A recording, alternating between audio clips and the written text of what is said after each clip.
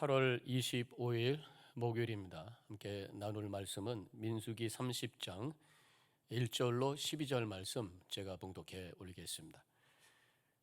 모세가 이스라엘 자손 지파의 수령들에게 말하여 이르되 여호와의 명령이 이러하니라. 사람이 여호와께 서원하였거나 결심하고 서약하였으면 깨뜨리지 말고 그가 입으로 말한 대로 다 이행할 것이니라. 또 여자가 만일 어려서 그 아버지의 집에 있을 때에 여호와께 서원한 일이나 스스로 결심하려고 한 일이 있다고 하자 그의 아버지가 그의 서원이나 그의 결심한 서약을 듣고도 그에게 아무 말이 없으면 그의 모든 서원을 행할 것이요 그가 결심한 서약을 지킬 것이니라. 그러나 그의 아버지가 그것을 듣는 날에 허락하지 아니하면 그의 서원과 결심한 서약을 이루지 못할 것이니 그의 아버지가 허락하지 아니하였은즉 여호와께서 사하시리라. 또 혹시 남편을 맞을 때에 서원이나 결심한 서약을 경솔하게 그의 입술로 말하였으면 그의 남편이 그것을 듣고 그 듣는 날에 그에게 아무 말이 없으면 그 서원을 이행할 것이요 그가 결심한 서약을 지킬 것이니라. 그러나 그의 남편이 그것을 듣는 날에 허락하지 아니하면 그 서원과 결심하려고 경솔하게 입술로 말한 서약은 무효가 될 것이니 여호와께서 그 여자를 사하시리라. 과부나 이혼당한 여자의 서원이나 그가 결심한 모든 서약은 지킬 것이니라. 부녀가 혹시 그의 남편의 집에서 서원을 하였다든지 결심하고 서약을 하였다 하자 그의 남편이 그것을 듣고도 아무 말이 없고 금하지 않으면 그 서원은 다 이행할 것이요 그가 결심한 서약은 다 지킬 것이니라. 그러나 그의 남편이 그것을 듣는 날에 무효하게 하면 그 서원과 결심한 일에 대하여 입술로 말한 것을 아무것도 이루지 못하나니 그의 남편이 그것을 무효하게 하였은즉 여호와께서 그 부녀를 사하시느니라. 하나님의 말씀입니다. 제가 기도하겠습니다. 주신 귀한 말씀, 이 말씀을 통해서 하나님께서 주시는 그 음성을 저희들이 듣기를 원합니다. 영의 귀가 열려 들려지고 또 결단할 수 있도록 성령님 역사하여 주시옵소서. 예수님의 이름으로 기도합니다. 아멘. 오늘 말씀은 하나님께 드린 그 서원에 대한 그런 규정을 말씀하고 있습니다.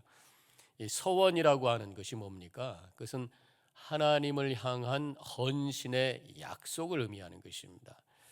당시의 서원은 하나님께 어떤 드려지는 예물에 대한 약속, 이것을 서원이라고 할 수가 있겠습니다.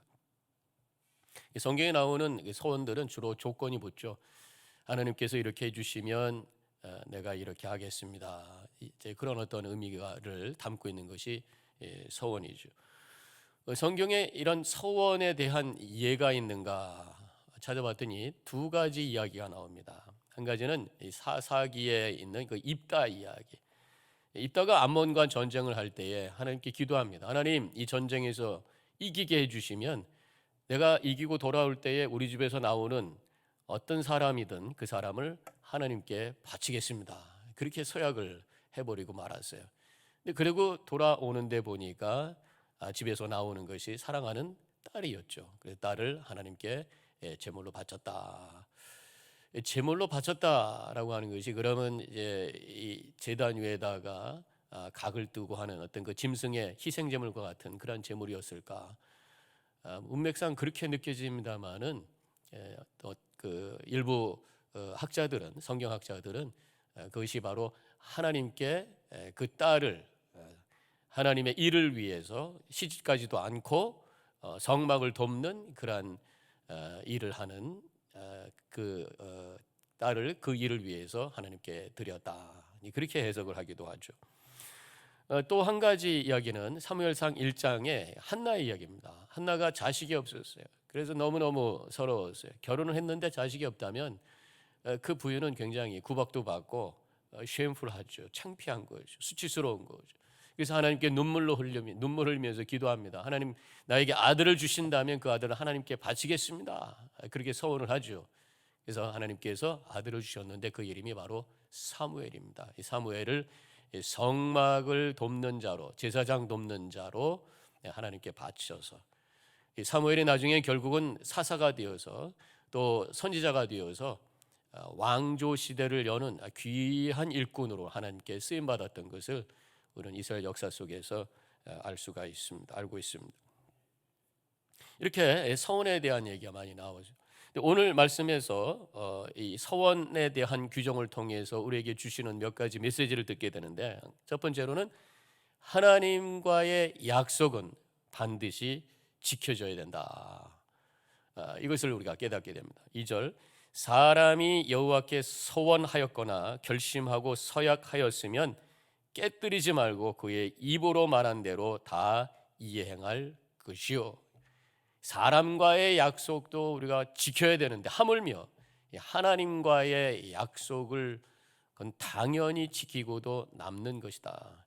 하나님의 약속은 필히 지켜져야 된다라는 것을 오늘 말씀에서 하고 계십니다. 우리가 하나님께 했던 약속들이 무엇인가, 혹시 지켜지고 있지 않는 것이 있지는 않는가 한번 생각하는 그런 시간이 되어야 될 것이라고 믿습니다.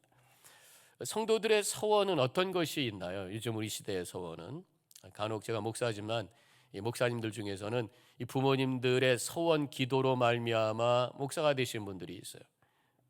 하나님, 우리 아들을 하나님께 드리겠습니다 라고 그 아들을 서원했어요. 그러니까 본인도 모르는 사이에 하나님께 바쳐진 존재가 되어버리고, 그때 이 아들들 중에 많은 분들은 이제 부모님의 뜻을 따라서 목사가 되기로 결정하고, 하나님께서 부모를 통해서 자신에게 콜링으로 주셨다고 하는 믿음의 고백 속에서 신학교를 가고 또 목사님이 되고 또 훌륭한 목회를 하시는 분들도 있어요. 그러나 더러는 그것에 대한 반감을 가지고 굉장히 또 힘들어하는 분들도 없지 않아 있는 것을 알 수가 있습니다.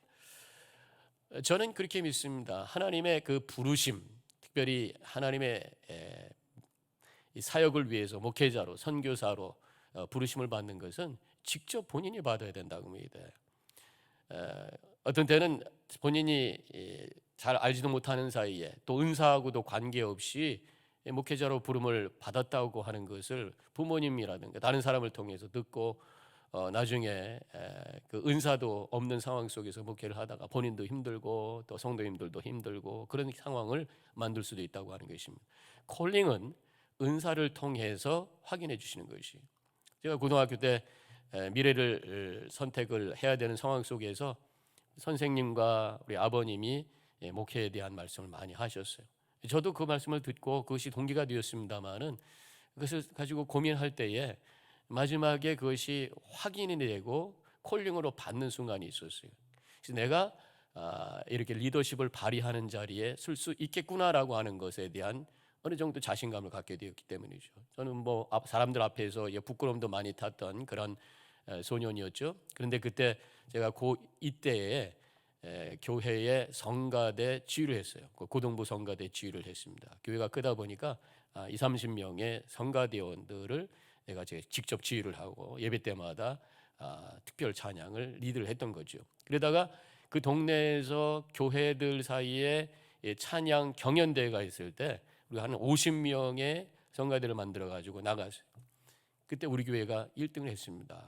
그때 다른 교회는 다 선생님들이, 어른들이 와서 지휘하는데 학생부 성가대를 지휘했던 사람은 제가 유일한 사람이었어요. 그때 제가 내 속에 이런 어떤 리더십이 있구나라는 것을 확인하게 되었고, 그럴 때 이제 제가 하나님의 콜링을 확인하고 결단할 수 있는 그런 시간이 되었습니다. 어쨌든 이 콜링은 스스로가 받는 것이, 그때 하나님께 쓰임 받는 귀한 삶을 살게 된다고 하는 것입니다. 또 우리가 하는 그런 서원들 중에는 헌금에 대한 서원들이 있어요. 하나님, 이 문제가 해결되면 내가 하나님께 헌금하겠습니다. 뭐 어떤 분은 로또가 당첨되면 11조 하겠습니다. 또 어떤 분은 하나님, 이 기업을 잘 세워주시면 이 기업을 통해서 하나님께 쓰임받는 그러한 기업이 되도록 하겠습니다. 이 서원 기도를 합니다. 근데 이 서원 기도와 이 결단이 자신의 어떤 목적, 자신의 욕심을 이루는 방편이 되어서는 안 돼. 하나님께 영광이 되는 것이 목표가 되는 그런 결단이 되어야지, 어떤 서원 기도를 통해서 내가 원하는 것을 이루겠다고 하는 내 중심적인 생각이 되었을 때 그것은 하나님께서 기뻐하시는 것이 아니라고 믿습니다.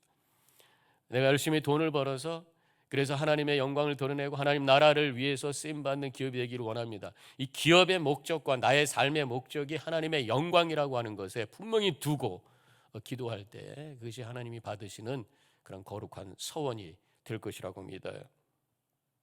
자, 이렇게 하나님께 했던 약속은 반드시 지켜져야 된다고 하는 말씀을 이제 오늘 이 본문을 통해서 메시지로 봤습니다. 또 한 가지 메시지는 하나님께 드려지는 그러한 약속, 이 서원이 경솔하게 되어서는 안 된다고 하는 것입니다. 오늘 이 본문은 여성들의 서원에 대해서 주로 말씀하고 있어요. 딸이 서원했을 때에, 또 아내가 서원을 했을 때에, 또 혼자 사는 여성들이 했을 때에 그런 케이스를 가지고 말씀하고 있는 거죠. 이 딸이 서원했을 때 아버지가 동의하지 않으면 그 서원을 지키지 않아도 하나님께서 사해 주신다, 받아주신다, 그런 말씀이죠. 5절에 그러나 그의 아버지가 그것을 듣는 날에 허락하지 아니하면 그의 서원과 결심한 서약을 이루지 못할 것이니 그의 아버지가 허락하지 아니하신즉 여호와께서 사하시니라. 하나님께서 그것을 받아주신다, 그런 말씀입니다. 아버지하고 함께 살 때에 아버지 권위 아래 있다고 하는 것이, 아버지의 동의 없이 함부로 약속할 수 없다, 그런 말씀이죠. 우리 하나님께서는 이 가정을 귀하게 여기시고 이 가족 간의 관계를 귀하게 여기신다고 하는 것을 깨닫게 됩니다. 이 가족 간의 관계를 파괴하면서까지 하나님의 서원을 이루고자 하는 그러한 마음을 하나님이 갖고 있지 않다, 그런 말씀이에요. 또 아내에 대한 말씀도 나옵니다. 8절에 그러나 그의 남편이 그것을 듣는 날에 허락하지 아니하면 그 서원과 결심하려고 경솔하게 입술로 말한 서약은 무효가 될 것이니 여호와께서 그 여자를 사하시리라. 남편이 허락하지 않으면 아내가 하나님께 서원했던 것이 나중에 다 무효가 되고 그것이 이루어지지 않아도 하나님이 그것을 다 사해 주신다, 그런 말씀이. 헌신의 결단은 혼자서만 하는 것이 아닙니다. 특별히 부부 사이에 부부가 함께 결정해야 된다는 것이, 결혼이라고 하는 것 자체가 둘이 한 몸이 되는, 남자와 여자가 하나가 되는, 그래서 하나님의 생육하고 번성하라고 하는 뜻을 이루는, 이것이 바로 가정에 대한 정의잖아요. 성경에서 이렇게 창세기 2장 24절에서는 이렇게 말씀하고 있습니다. 그러므로 남자가 부모를 떠나 그의 아내와 합하여 둘이 한 몸을 이룰지로다. 둘이 한 몸이 합하여, 이 합한다는 단어가, 성경적인 단어는 마치 이 두 개의 나무가 그냥 옆에 나란히 묶여 있는 상태가 아니라 아주 강한 글루, 악교 같은 것으로 딱 붙어서 떨어질 수 없는, 만약에 그것을 강제로 떨어뜨리게 되면 원래 둘의 모습이 되는 것이 아니잖아요. 이 악유 같은 걸 잘 붙였다가 떨어뜨리면 이게 떨어져 나갑니다. 한쪽이 떨어져 나가요. 그러니까 이 두 개가 원래 두 개의 모습이 아닌 다 이상한 모습으로, 데미지난 모습으로 두 개가 되는 거잖아요. 이 결혼이라는 게 그렇다는 것입니다. 하나님께서 한 몸을 이루시게 하신 것, 인간이 억지로 떼어낼 때에 그것은 엄청난 고통이 될 것이고 그 삶이 온전히 이루어지지 못하는 여러 가지 어려움이 그 속에 남게 될 것이다. 그것을 이제 여기 합하여라는 단어 속에서 우리가 알 수가 있어요.